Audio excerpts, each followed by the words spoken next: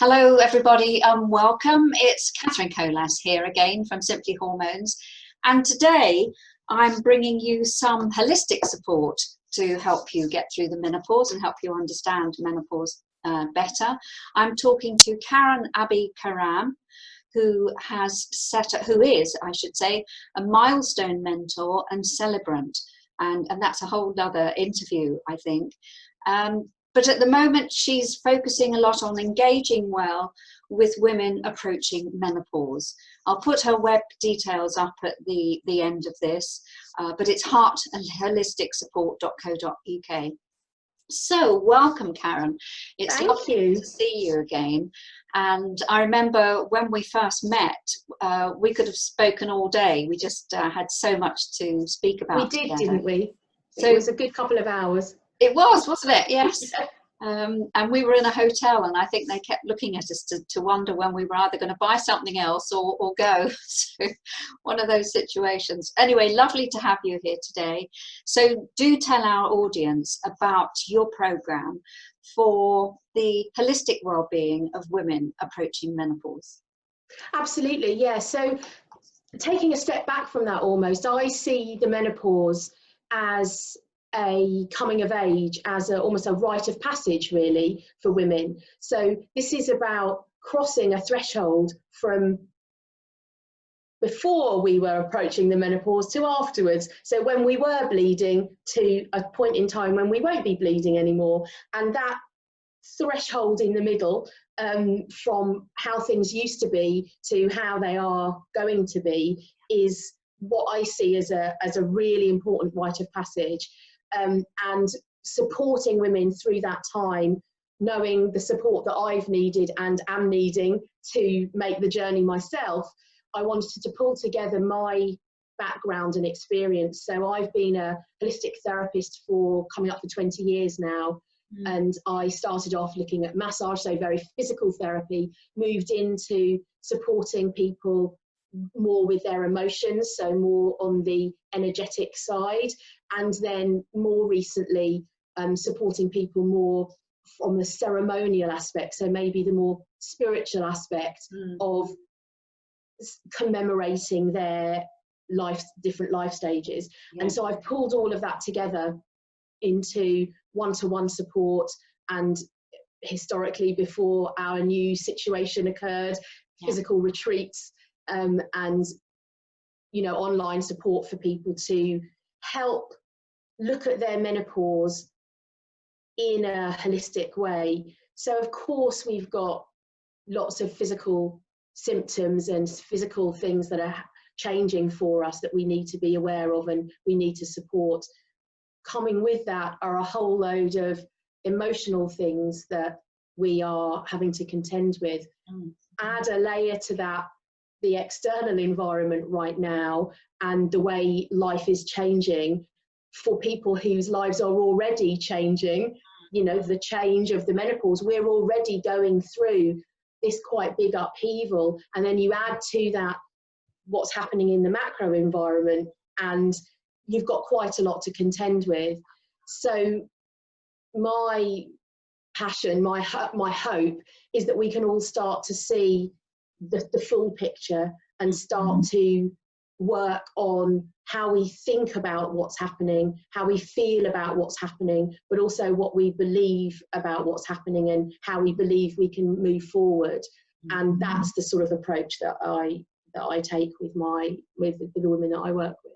Yes. And do you do that on, well, I know you do it in groups, but you also do it on a one-to-one basis. So how does it work in a group situation?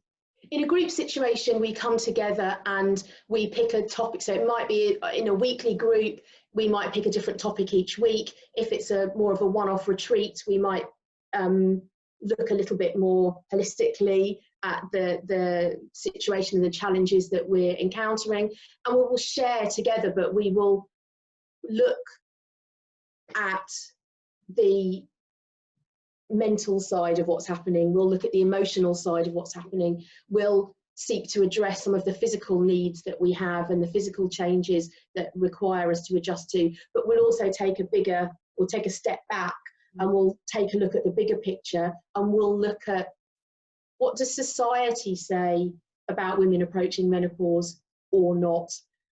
What are our family beliefs about women in our age group? Yeah. What do our friendship groups think? What do our work communities think? And because all of those things are inputs into kind of how we feel and how we see ourselves and how we're able to move forward. And in a very gentle way, we'll explore all of those inputs and find a way to say, oh, okay, so this is the area that I feel really comfortable with. This is an area that feels a bit more of a challenge for me right now. These are the sorts of things that I simply don't want to engage with. These are the things that I know that I have to engage with, but I'm not sure how to. And so what we end up with is a plan, a menopause plan for each individual person, so that they go away thinking, oh, okay, this is my action plan for how I can support myself holistically through the coming years. And that's broadly how we work, whether that's a group or individually. We go into it a little bit more in depth. And what are some of the can you name one or two of the big results that come out of that? Or just not necessarily big results, but some of the results. Yeah, that's a really interesting question. Clarity, I think, is one of the words that is good to use. Not that we've solved problems, because we can't make some of these things, it's not about curing or making some of these things go away. It's about having clarity as to where we are and where we're going and what that bit is in the middle, what that looks like for each of us individually. I think one of the other really key words is empowerment, and it's about, I'm going to own this. I'm going to. Sorry. That's okay. Someone wants to join the conversation. That's totally fine. That was my timer, which I had on silent, but I obviously didn't have the bell on silent. Sorry, I completely No, not at all.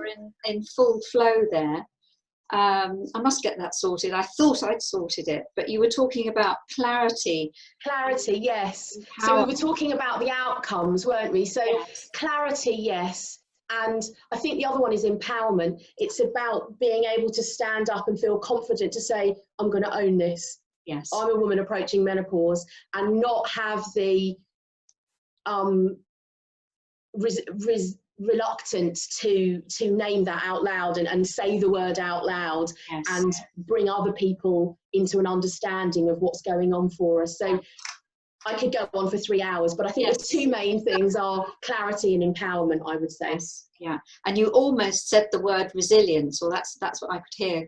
Oh, well, there you go. Resilience is probably wanting to come out there as well. Yeah, absolutely. Yes. Yeah, and you're helping to build that. I think that sounds such a comprehensive program that I wish I'd had something like that when I was going through menopause. I was just struggling through it, grabbing at straws to see what would help. I spent an absolute fortune in the health food shop, so unnecessarily, because I didn't know what I was buying and what I was buying it for.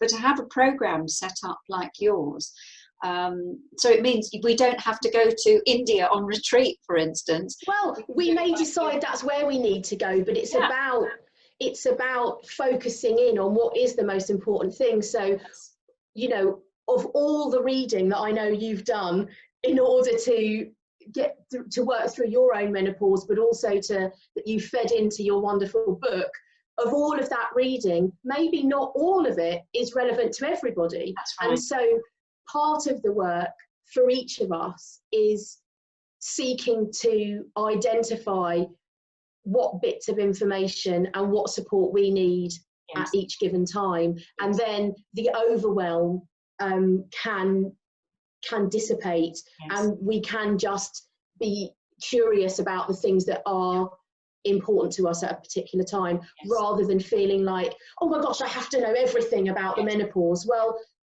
we don't need to know everything. We need to know the things that are pertinent to our particular circumstance, and that's what I think on that particular day, or in that particular particular phase of the menopause journey. So, and it's about breaking things down into those bite-sized chunks that I think well, I know I feel that's what's been really supportive for me, because otherwise there's so much information out there and so many inputs that it can be really overwhelming.